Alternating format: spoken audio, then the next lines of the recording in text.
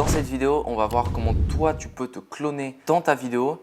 On va voir deux exemples. Le premier, ce sera avec une vidéo qui est à l'arrêt et la deuxième, ce sera une vidéo avec un léger panorama comme ça de droite à gauche. Et donc avec une vidéo en mouvement, on va pouvoir voir que l'on peut le faire dans Final Cut Pro, le clonage. Allez, c'est parti. Donc on commence direct avec la première méthode. Je te montre le résultat que ça a donné pour moi.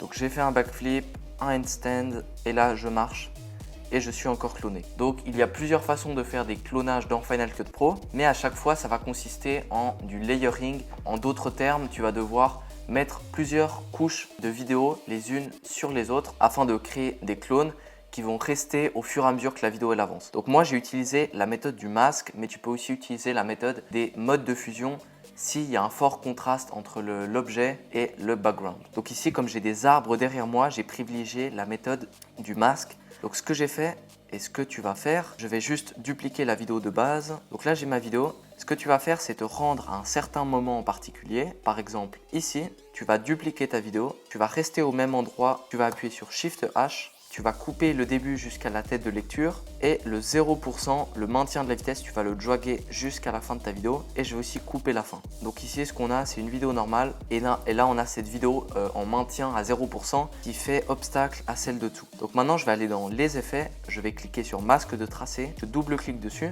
je vais zoomer un peu dans mon image, 150% c'est parfait et je vais commencer mon masque.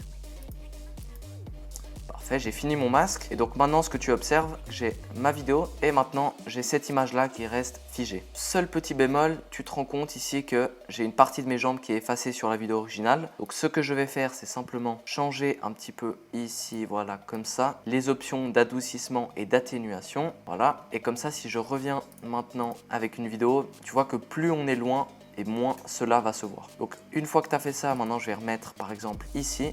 J'avance image par image, je duplique ma vidéo ici et je vais appuyer ici sur Shift H, je coupe le début, je prolonge la fin, je coupe la fin, je remets un masque de tracé et ainsi de suite. Et comme ça te permet de cloner pour une vidéo qui est stable et sans mouvement. Maintenant, on passe direct au deuxième cas de figure. On a une vidéo qui est en mouvement comme ceci et on va voir comment on va pouvoir faire des clones avec ça. Tu vas aller dans suivi, tu vas cliquer sur plus et là tu vas créer un suivi, donc un tracking. Et ce que tu vas faire, c'est que tu vas le mettre sur une zone qui est immobile dans ton image et si possible avec un fort contraste parce que ça va être plus facile pour le logiciel de faire le calcul de position et de traquer. Donc ici, je vais zoomer un peu pour que tu vois ce que je suis en train de traquer. Donc je suis en train de traquer le logo Acon de la marque de trampoline.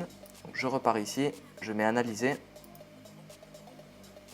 Voilà, on peut voir que Final Cut Pro va analyser le mouvement de Acon et il va faire ça pour ce qui est le début de ma vidéo et il va faire ça pour après. Un petit bug, bon bref, je vais refaire. Alors, piste objet, je supprime, j'appuie sur plus et on refait ça en vitesse. Parfait, je clique analyser. Final Cut Pro ici analyse le mouvement pour tout ce qui est après par rapport à où j'avais placé ma tête de lecture. Donc j'avais placé ma tête de lecture au début de ma vidéo, au milieu de ma vidéo, pardon. Et là, on peut voir qu'il fait le début du mouvement. Parfait. Donc là, on a le suivi de notre objet. Maintenant, ce que tu vas faire, c'est te placer à un certain endroit. Je vais me placer par exemple ici. Je vais dupliquer ma vidéo. Je vais appuyer maintenant sur Shift H. Je coupe le début, prolonge la fin comme d'hab, pas de mystère. Maintenant, je vais dans masque. Je rajoute un masque. Je zoome dans ma vidéo et je vais appliquer le masque à mon objet. Ça prend un certain temps, donc je fais mon masque, pas forcément au millimètre près, hein, t'as pas besoin d'avoir chaque pixel de peau qui est bien détouré. On fait ça un peu en vitesse, paf, paf. Le problème, c'est que tu fais ton masque sans rien, on a une vidéo en mouvement et donc le masque que tu as créé avec ton personnage, avec la bonne freeze frame, tu vas voir qu'il va pouvoir se déplacer. Ça, c'est pas ce qu'on veut, donc ce que je vais faire, c'est cliquer sur l'outil transformer. Je vais aller dans la petite flèche à côté de suivi et je vais mettre suivi piste objet. C'est le suivi que l'on a créé avant avec la marque du trampoline. Je mets suivi piste objet et voici déjà ce que ça donne.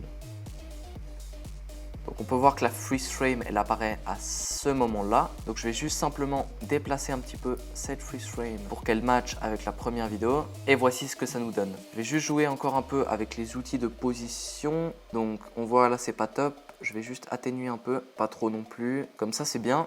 Ok, et on peut voir que la position de notre objet traqué, elle est cohérente. Maintenant, on peut continuer à faire ça pour la suite. Donc, je vais me placer par exemple au milieu de mon side. Voilà, on va dire par là. Je duplique à nouveau ma vidéo. Je maintiens option. Paf. J'appuie sur Shift H. Je coupe le début. Si ça veut bien, bien évidemment. Là, je coupe ici. Maintenant, je vais dans masque de tracé. Je double-clique. J'applique mon masque en vitesse. Hop, hop, hop, hop, hop, hop, hop, hop. Je reclique à nouveau sur suivi. Je mets piste objet. Je décale un peu la position. Et on va faire une dernière freeze frame. Donc, je duplique ma vidéo. Shift H.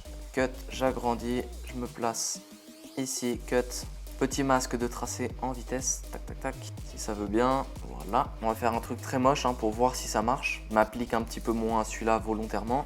Suivi, piste objet, je clique sur ma vidéo, je me rends au début, je décale un peu la position de l'objet et on a notre résultat final. Je change un petit peu l'opacité, pas l'opacité, pardon, l'adoucissement, hop.